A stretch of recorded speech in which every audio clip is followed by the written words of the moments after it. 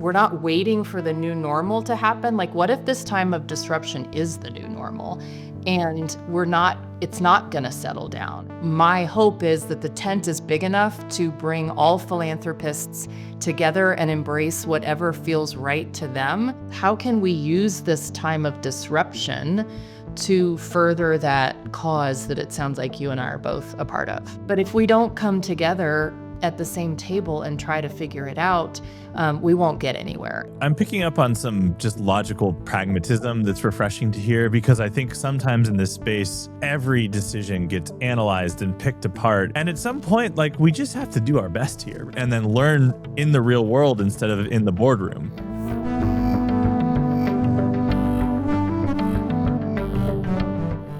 Kristin Todd, welcome to the show. Thanks so much, Eric. It's a pleasure to be here. So I think where I'd like to start today is just to hear your perspective as you've transitioned from a much larger foundation where you were overseeing upwards of $50 million in annual giving to a community foundation where maybe the sheer amount of giving is a little bit less, but the impact hits in sort of a different way. So I'd love to just kind of kick us off by understanding, like, from your point of view, what is the difference in running a fund of those different sizes and those different trajectories? Yeah, I love that question because it's been a journey for me, and I have lots of thoughts on that. And so I came from working for two different private foundations where you're working for the legacy of one single individual or one single family. In my case, neither of those parties were still living. And so I was part of a staff executing on someone's vision. And while the resources were vast, I often felt like there was some level of disconnect between what the community needs here and now versus what someone's thought and approach and legacy might have been decades before. And so being on the community foundation side, where you are truly place-based and you are truly working in the moment, helping a community solve some of its biggest challenges, allows us to go deeper, be in partnership with the community, and figure out the best way to invest those dollars in a way that is focused on the here and now, on what the issues are, in a way that you're not able to do when you are executing someone's vision that may have been identified many years earlier. And it's not that that legacy is a bad thing. It's just not as nimble as I believe we can be in the community foundation space, where we can shift on a dime as the community needs are changing. Yeah, you surfaced really early on an interesting tension from my point of view. And this starts to like really bubble up to just like the contradiction of philanthropy in general, which is that for a lot of institutional philanthropy, wealth was gained through, often private markets, and the priorities are often shaped by whoever was in charge of that wealth and their priorities and what they care about in the world. And in the best of cases, they care about things in the world that are real problems that need to be solved, and it all works out. And nonetheless, though, like, who gets to decide which problems are most important in the world? The pro-government crowd would say, well, that's the purpose of government, and, your representatives and who you vote for. So it's a tangled mess, this whole space. And so what I love about the frame of a community foundation, as you mentioned, is that it's place-based, it's nimble. And although there's still a lot of assets in donor-advised funds that are tied to individuals, I think there's a framing and a mutual understanding that it's there to serve the community here and now. So I'd be curious to hear about, like, how do you think about that in your everyday? How does your team think about that? And how do you strike that balance of helping donors see their legacy and their priorities realized, and also meeting the needs of the community in the moment? Yep, you bet. So I answer that question with a little bit of a framework of how we organize our work, because to me, it's at the crux of what we do and how we try to be matchmakers between community need and donors. And so at the NoCo Foundation, and I don't think this is dissimilar from other community foundations. Maybe my bucket analogy will be different. People use different language, but I use 3 buckets to describe our work. One is sort of bread and butter community foundation work where we are aggregating dollars. We're a philanthropic bank, if you will. We're the philanthropic easy button. We're helping donors and DAFs give responsibly. I think every community foundation does that. Our second bucket is working to strengthen the nonprofit sector. Our belief is that if we have a healthy, robust, vibrant nonprofit sector, philanthropic dollars go further, quality of life is enhanced, community well-being is enhanced. So what can we do from our position as a community foundation to work to strengthen the capacity and the health of our nonprofit sector? And then our third bucket is, what are the greatest needs in the community? How do we know that? So we are producing reports, we're doing community indicator reports, we understand what the greatest needs are, and we are bringing people together to solve big, wicked societal issues. In our case, we're working on water sustainability. We live in a high desert area in northern Colorado. Water is a big issue. Affordable housing is arguably our largest complex challenge. So what are those issues that we as a region are facing, and what's our responsibility and our ability to convene and catalyze and move the community towards solution?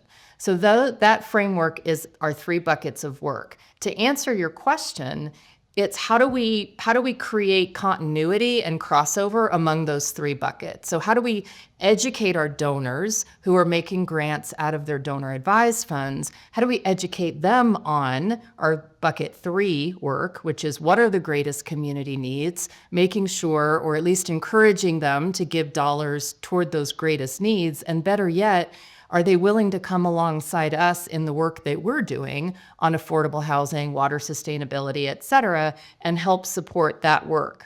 Likewise, if we can play matchmaker between the nonprofits in bucket 2 with those donors, we again are, I think, are doing the best service to the greater good and the community. And so how do we blend those three buckets is how I think we sit in a position to get at what you're talking about.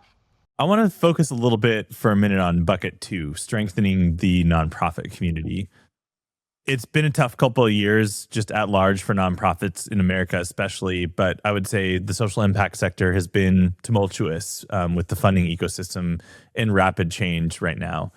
What are you seeing on the ground as surfacing as some of the greatest needs and some of the greatest challenges that nonprofits are facing right now? Yeah, I agree. I mean, it is certainly a time of chaos and disruption, and a lot of nonprofits are feeling that. They're feeling it daily.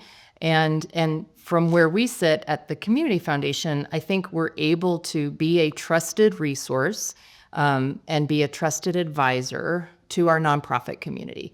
And some of the things that we're seeing are, my observation would be, what if, I'll circle back to answer your question, but this is my observation. What if this time of disruption is not, we're not waiting for the new normal to happen? Like, what if this time of disruption is the new normal and it's not going to settle down? And so how do we equip our nonprofit leaders to be resilient and to be bold and to be strategic and to figure out how to navigate if this disruption is the new normal?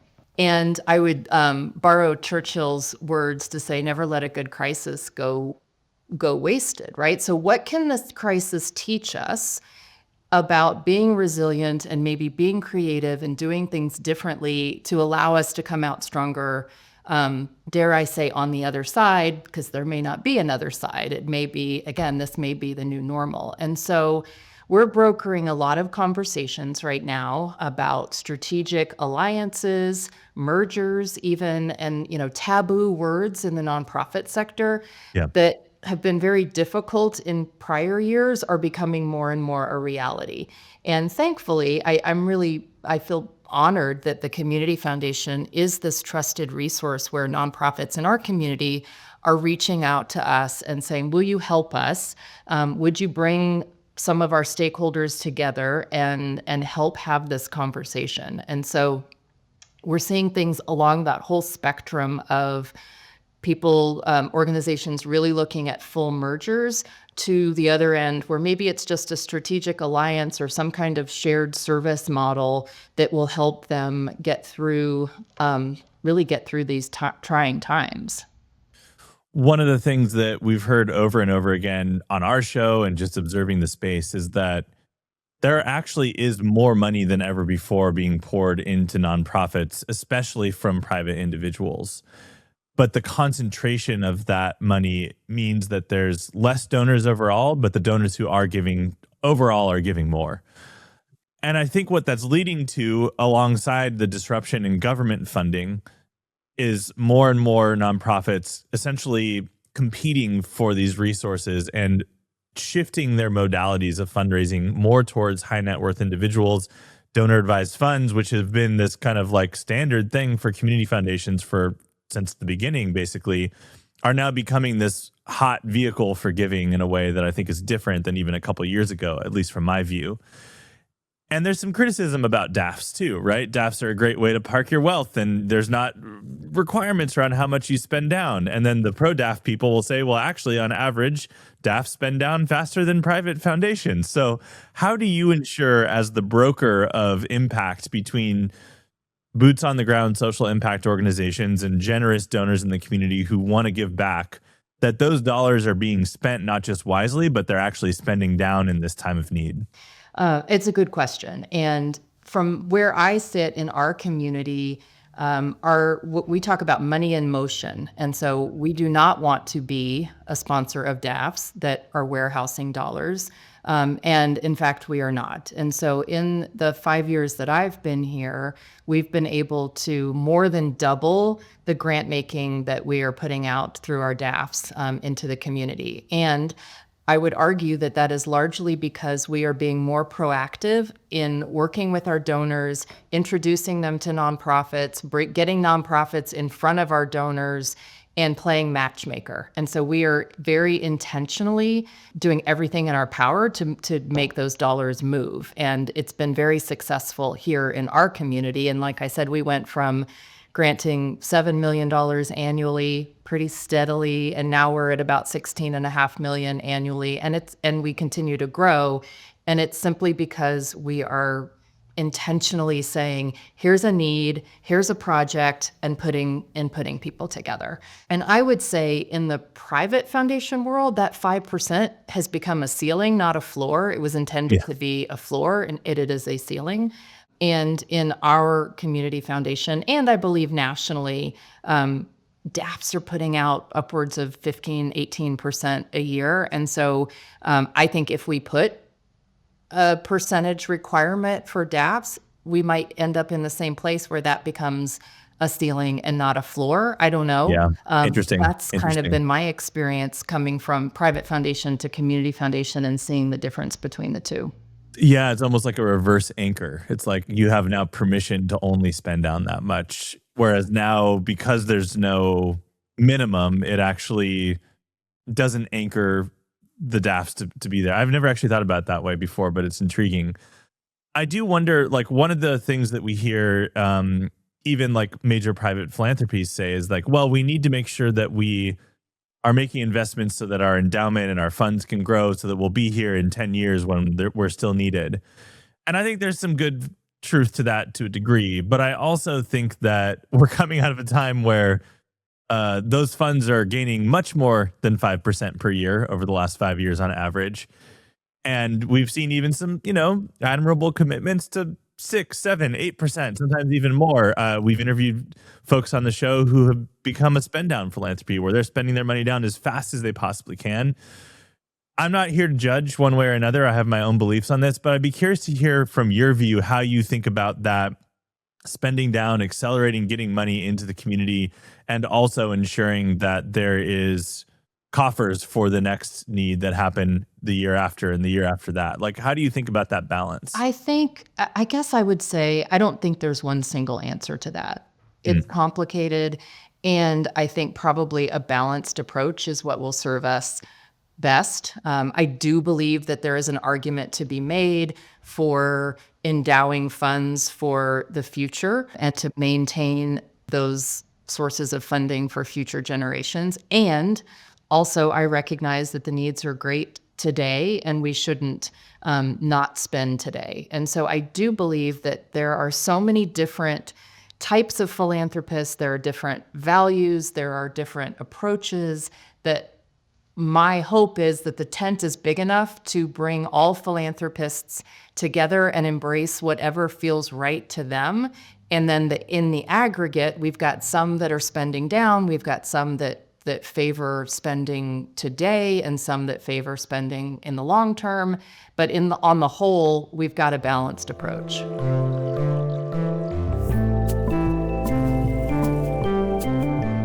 Hey friends, real quick before we continue today's episode. I'm Eric Ressler, founder and creative director at Cosmic. Cosmic is a creative agency purpose-built for nonprofits and mission-driven organizations. For the last 15 years, we've helped leaders like you nail your impact story and sharpen your strategy. But we're not here to just leave you with a fancy slide deck and a pat on the back. We roll up our sleeves and help you bring our ideas to life through campaigns, creative, and digital experiences. Our work together helps you earn trust, connect deeply with your supporters, and grow your fundraising and your impact. If you value the thinking we share here and want it applied to your biggest challenges, let's talk at designbycosmic.com. All right, back to today's conversation.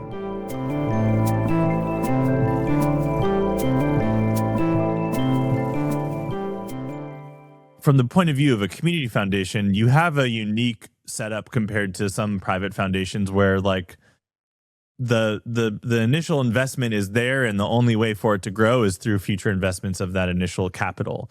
Whereas from a community foundation standpoint, there's constantly new sources of capital being invested year after year. So kind of in the best case scenario, every year, more and more money is coming in and more money is going out. Yeah, 100%. And I think, again, that speaks to the versatility and the nimbleness of a community foundation, that we can meet the moment and we can meet donors and philanthropists' desires today, and we can also meet donors and philanthropists' desire for building a legacy for the future. And as long as we're doing both and filling both coffers, I feel like it's the best of both worlds. At the end of the day, we consider one of our core values and one of our, at the core of our mission is to inspire more philanthropy and to bring in all kinds of philanthropy and meet people where they are and help them think through what's important to them and why, and how do you factor in the needs of the community. So so that community needs are also part of the mix. But the more philanthropy we can bring to bear, the better off we all are. And so we do a lot of listening for new donors and new folks that are coming into our world to say, what do you want to accomplish? What is meaningful to you? And how do we help build a vehicle and a plan that achieves that?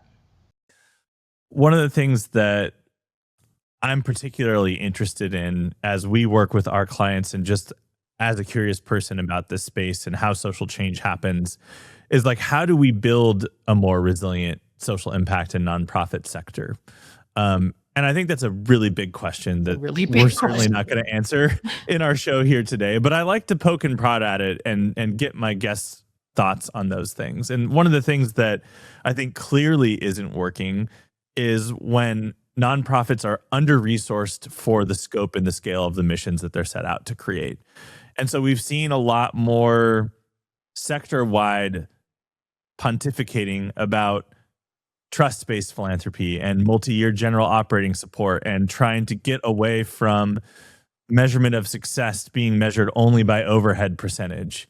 So I see those conversations happening in my professional life. And then in my personal life, talking to friends, talking to family, it feels like those conversations are just not breaking through to the public.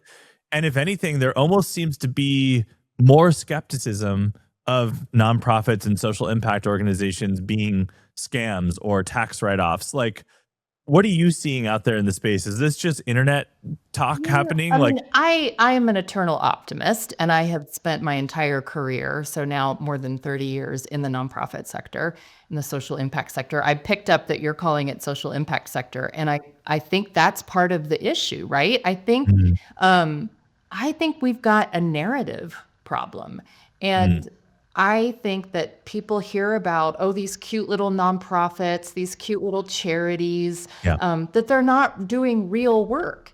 And I think about this story. A dear friend of mine who's been a nonprofit CEO of a major, major social impact organization and was on a flight sitting next to someone, had a 2-hour conversation talking about all of the great work that they do, the significant, deep work that they do. And the woman, who herself was an executive, said, "And you do all of that as a volunteer?" Right. But Like, this there's is just this complete disconnect and right. lack of understanding. And I think part of it is our own nomenclature of calling it the nonprofit sector and the charitable sector, which somehow to me feels less than. And how do Yes. we change the narrative to say, like, these are businesses, they are businesses that have social impact? And how do we educate the general public about the importance of these organizations to our social society, civil society? 100%. I mean, preach it. I so agree with you. And that's one of the reasons that I've deliberately always used social impact to describe this sector. A, because it's not just nonprofits, right? It is public private partnerships, governments in the mix, funders are in the mix, some of which are nonprofits, some of which are not. And I believe that's what it's going to take. And I do think there is this kind of like, oh, isn't that cute? Like you're doing, good work and you're passionate about it. But we know this isn't as serious as working for a tech company for some reason. But when you're in the space, and if you've been in the seat as an executive director or a funder, or even like my point of view, supporting and being inspired by these organizations, you realize like these are the hardest problems in the world that no one else has solved or is willing or able to solve. And yet they are not getting the same amount of time, energy, resources, or attention as the latest AI startup. And so there is this contradiction. And I don't know if this is because we're so motivated by profit here in Yeah. America and globally to a degree as well, or because there are some examples of organizations that can't break past that, like, well, it's a good cause, but the impact, frankly, isn't Right. really meaningful. And that does happen too, because going from, 0 to 1 as a social impact organization is really difficult. Right. And when it's being funded by generosity, there's this extra scrutiny that's attached to it. Whereas if, a billionaire investor loses all of their investment on a new tech startup, no one's shedding any tears over that, which I think is right overall. I mean, there's this total double standard and lack of understanding that we should not fund capacity and infrastructure of a social impact organization and startup and capital and investment in the same way that we do in the private sector. And I don't know what that is, Yeah. but I hear you, and it is a complete disconnect. And until we can really, I think, genuinely treat the social impact sector as essential and not this nice to have, and invest in the infrastructure of those organizations in the same way, like we're not going to get there. But I do Yeah. think, again, I'm an eternal optimist, and I Yeah. feel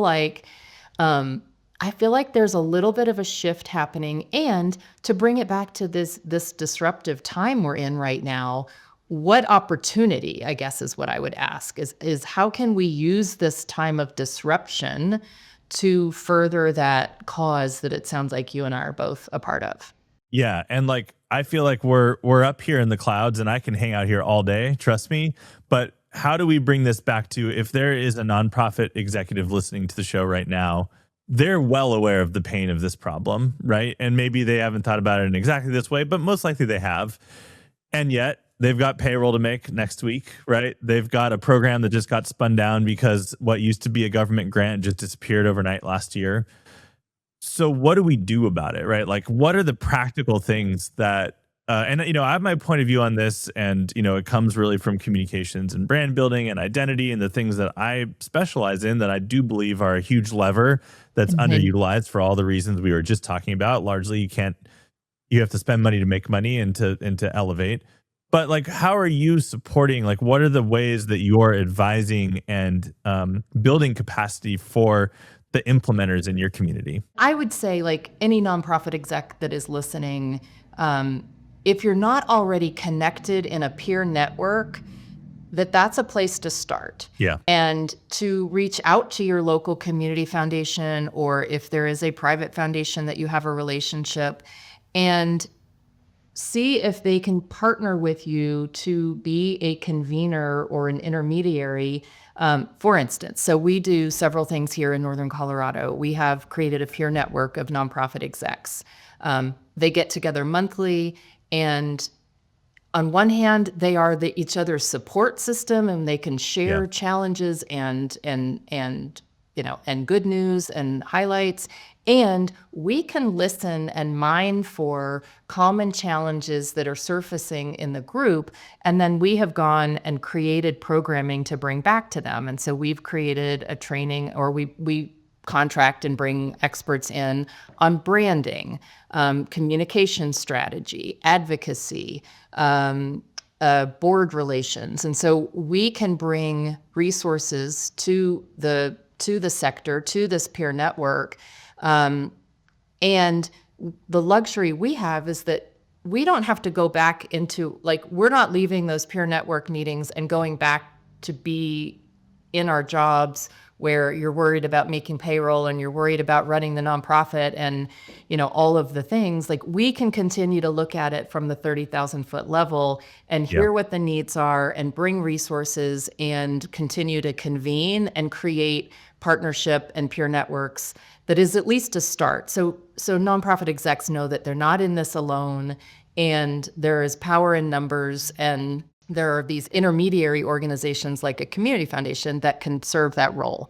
Yeah. And I think that from my point of view, like before I was in this space, I had maybe tangentially heard of the community foundation here in Santa Cruz where I am, but I didn't really know exactly what they did. And I actually didn't realize similarly how much a community foundation is an important element of gluing the community together, especially in times of like true disaster. So environmental disasters, like community foundation is one of the first places to activate support networks, money, funds, whatever it takes.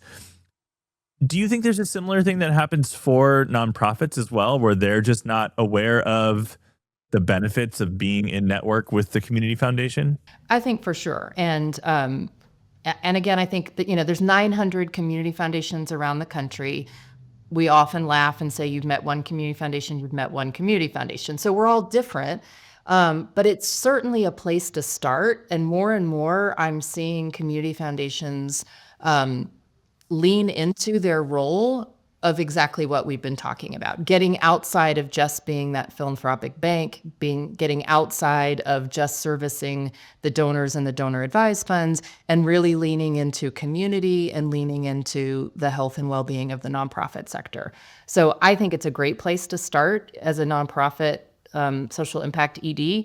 If you're not connected with your local community foundation, it's a great place to reach out and figure out if there is something happening there that you could be a part of.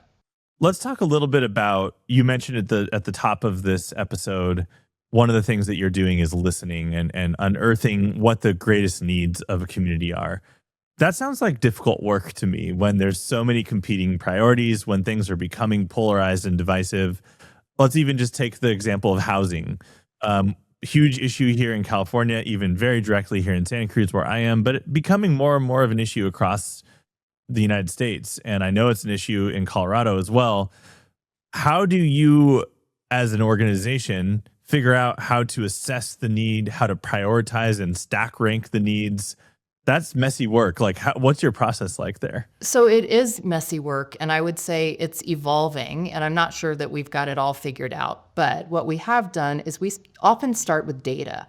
And so I live in a region, Northern Colorado, and it is primarily a 2-county region that we serve. And the 2 counties are very different. One is like ag, oil, very much more conservative.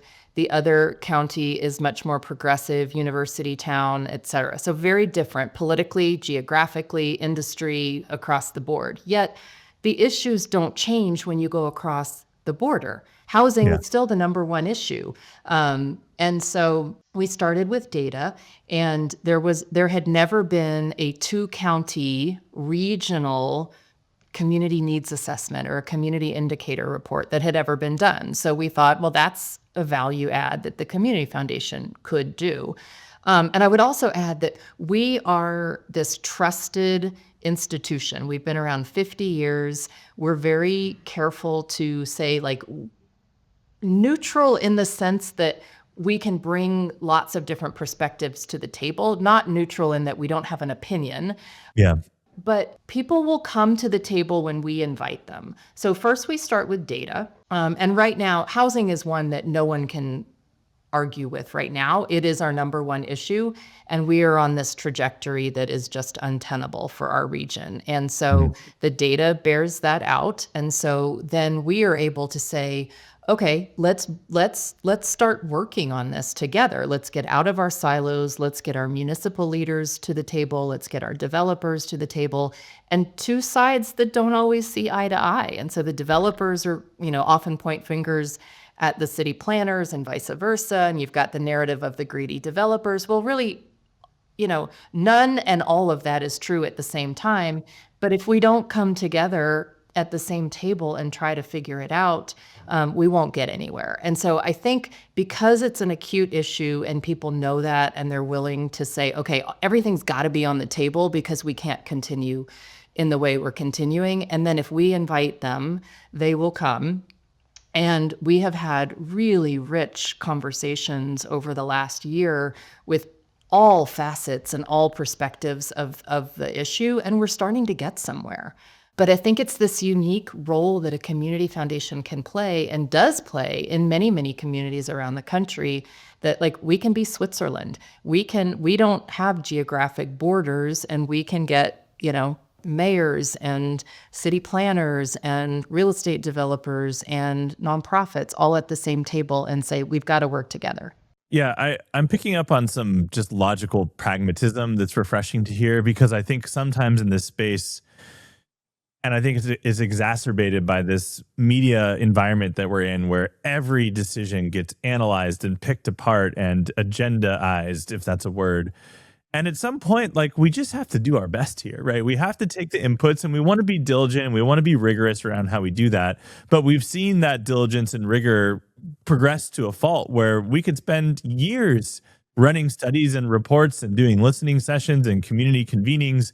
And at a certain point, like, some stakeholders just need to make a call and do what they think is best and execute, and then learn in the real world instead of in the boardroom. And I think that striking that balance is, I think, a really tough position to be in as a leader, especially when positions that used to be kind of insulated from too much public opinion, maybe you'd get a bad op-ed. Now suddenly, like, people can show up outside your house and stalk you on social media. And so the stakes are a lot harder. And what I worry about is we're seeing, or I'm observing, less people being willing to engage in quote unquote politics, or even just civic engagement in general, for fear of just being ostracized or just the exposure of being a public figure at all.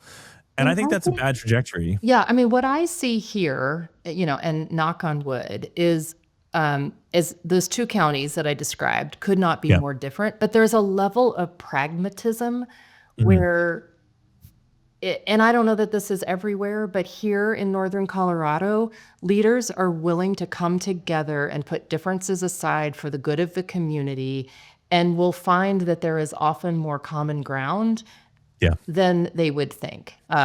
And so it just sometimes takes somebody to get everybody together and go through an exercise and talk about values and what do we want for our community and what do we want our community to be for our kids and our grandkids.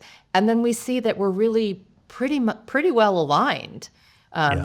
on that visioning. And so then we just have to figure out what are we going to compromise on and what are we going to do to move this forward. But there is a level of pragmatism that I feel like is baked into at least this region, which is helpful. Yeah, and to almost argue with my last question to myself, like, how much of that is just the internet and let's go touch grass? And when I'm in these rooms where, sure, there's divisive meetings and there's, organizing, and some of that's just like healthy politics, right? Like, we should have strong opinions on these things. But at the end of the day, like, I think we need to just be in action, right? Like, that is the main thing, because if we don't move, we'll never fix these issues. And we have to be willing to move and fail sometimes. Yes. My experience in working at the local level is there is far less divisive vitriol than there is at the national level. And 100%. I think if we can just focus on our local communities, we'd be so much better off.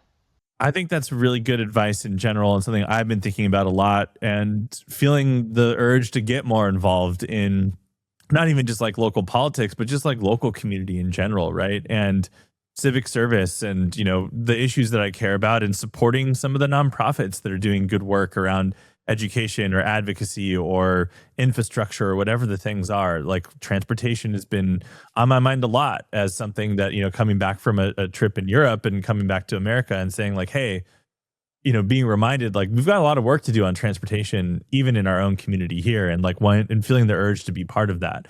So I think that's a really good thing to consider. Like, what is your sphere of influence? And you can usually punch above your weight locally compared to national issues.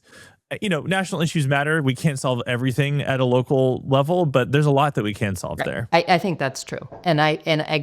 Totally. We can't put blinders on and pretend like the national dialogue is not happening and there's not that context. But I'm filled with gratitude and optimism every day, seeing what is happening at the local level.